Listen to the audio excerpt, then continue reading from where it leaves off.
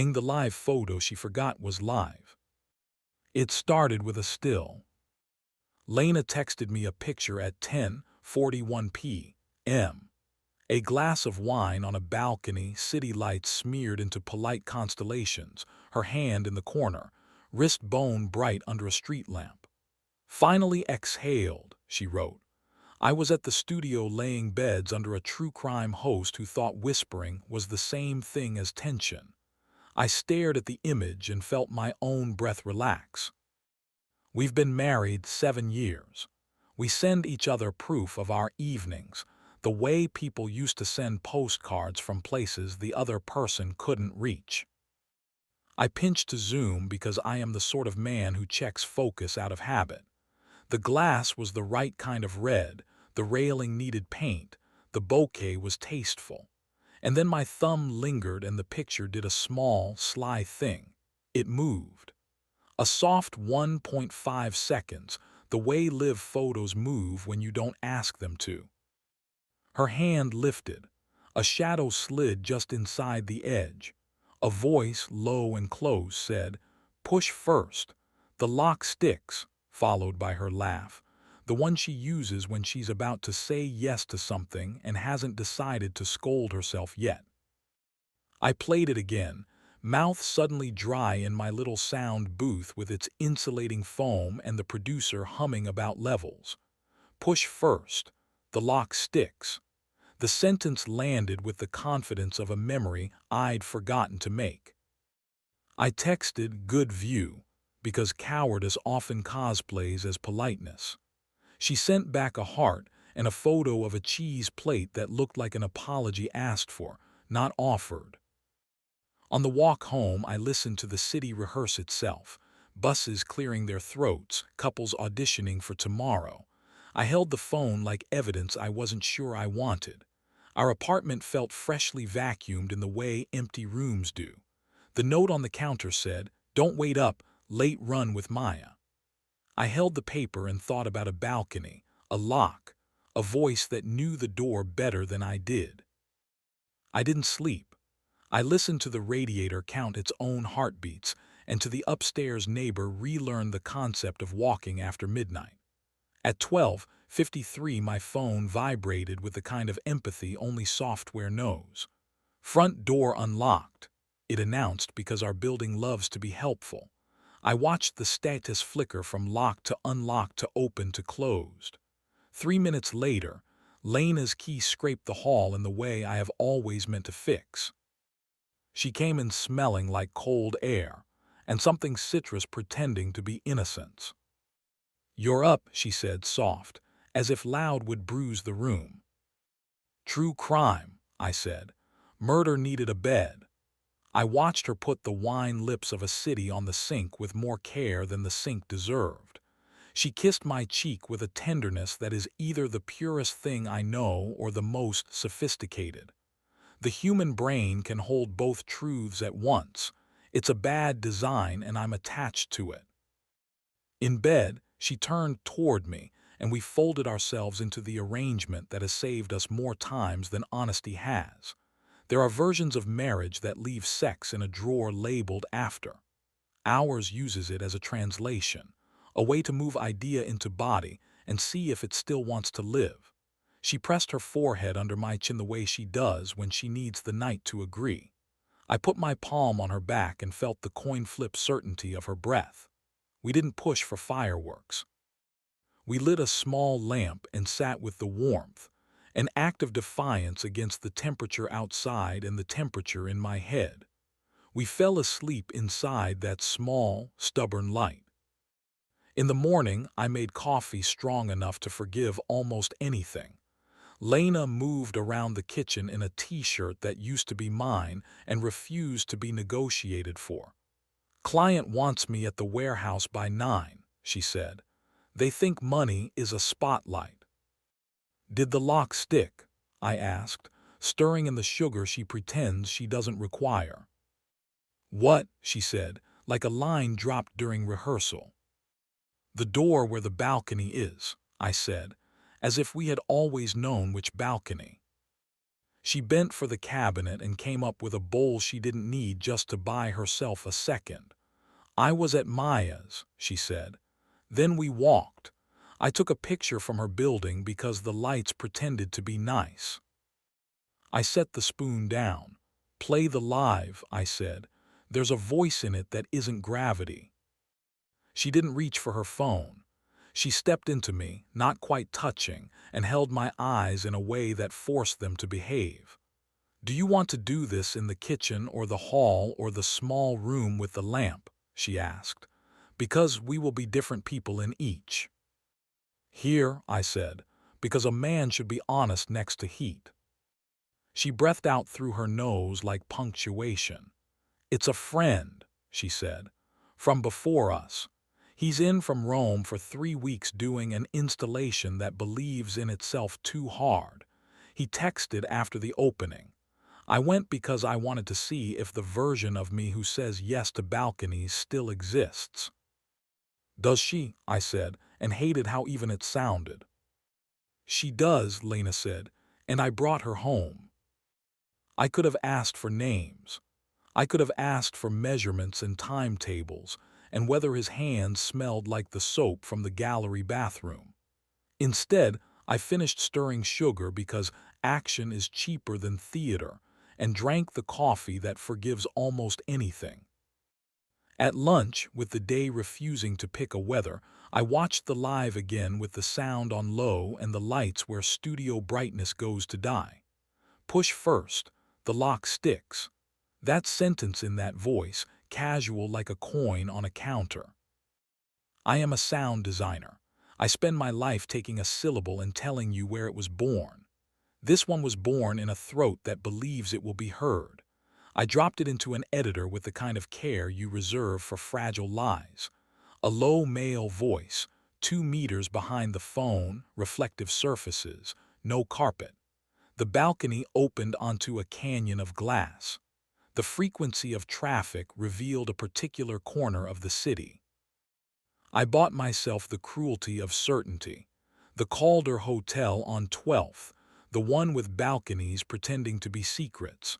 Sometimes talent is a punishment you volunteer to carry.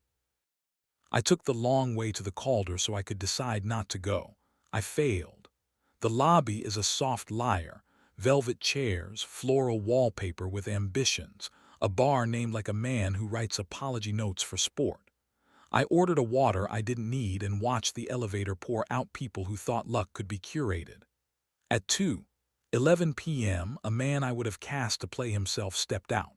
Early 40s, jacket that understood shoulders, a face too familiar with good light.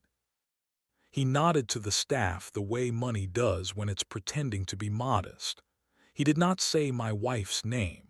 I followed him with my eyes to the street and then didn't follow him at all. Back home, I worked.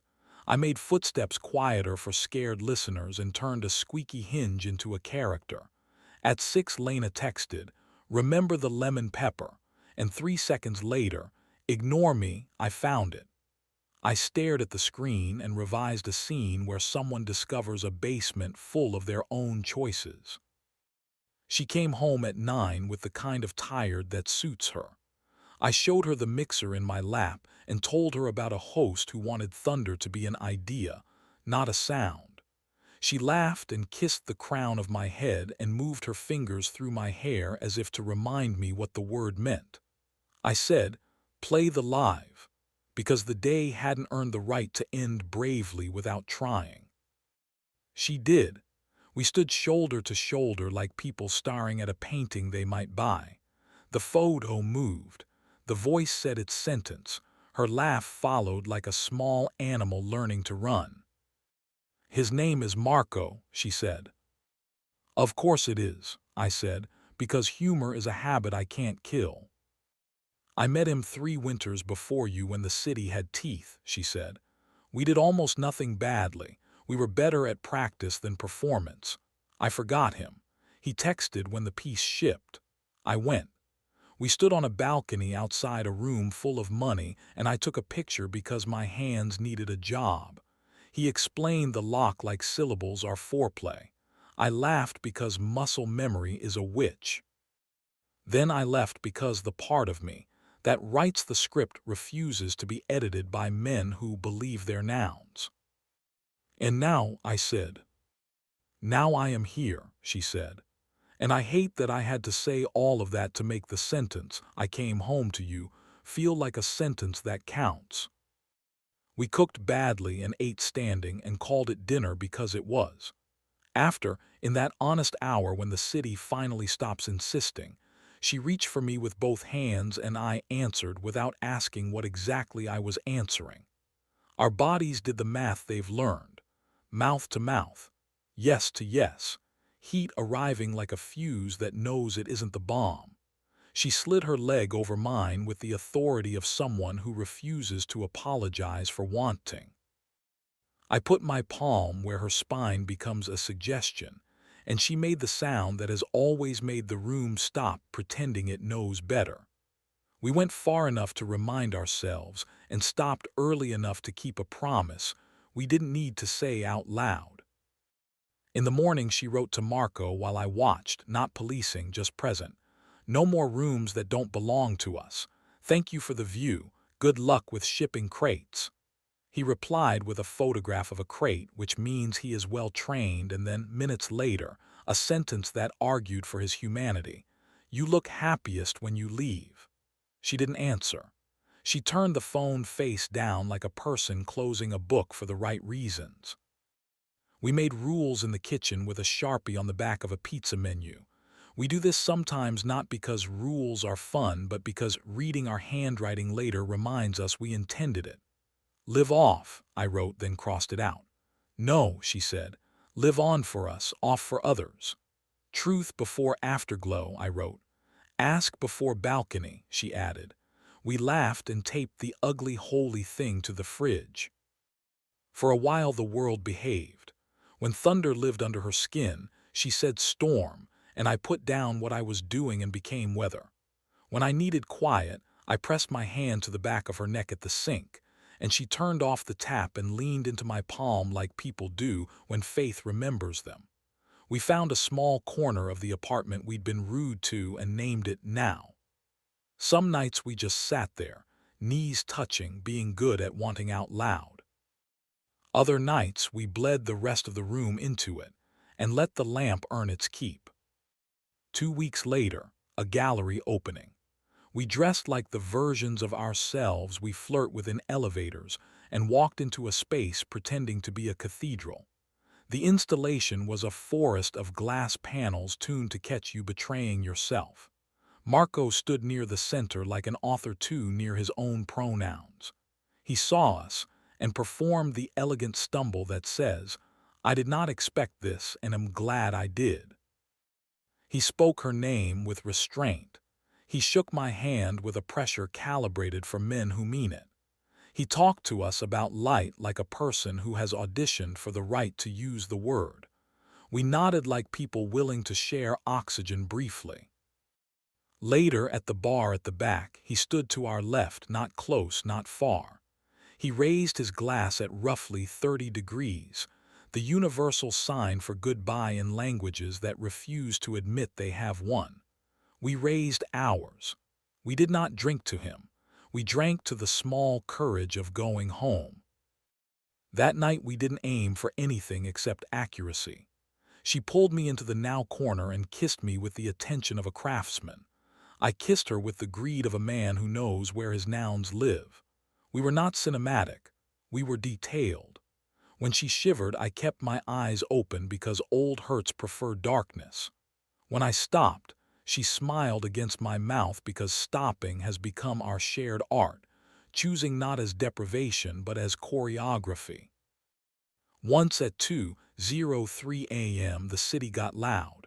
A car alarm or a neighbor's fight or a raccoon arguing with its diet. Lena rolled toward me and said, half asleep, "Don't start without me." I said, "Then come here," and the dark learned our names again. The live photo still sits in my favorites. I haven't deleted it because I'm not interested in pretending the past didn't breathe. I muted the audio and kept the movement. Her hand lifts. The lights smear. A second exists where she laughs. Sometimes I watch it the way people watch footage of storms they survived. Sometimes I don't watch anything at all and let the lamp do its job. When I tell this story to myself in the less generous hours, I rearrange events to make me braver and her more apologetic, and the man with the jacket appropriately regretful. I don't stay in those edits long. I go to the kitchen and run water and set my hand on the small of her back and let us be the present tense again. Recently she sent me another balcony photo. Different building ours. Our own railing that needs paint. Our Basil trying, her hand in the corner, wrist bone bright as ever. The live moved and there was only our city, our lamp, the dumb, soft sound of home. She added a caption, "Push first, the lock sticks, and then come fix it." So I did. I took the small screwdriver and the graphite and I became the man who knows what pressure a door requires. I pushed and the lock learned. She stood beside me laughing, not because syllables are foreplay, but because love is, sometimes, a hinge that remembers you if you remember it. I turned toward her and kissed the corner of her mouth, and we were exactly where we were supposed to be.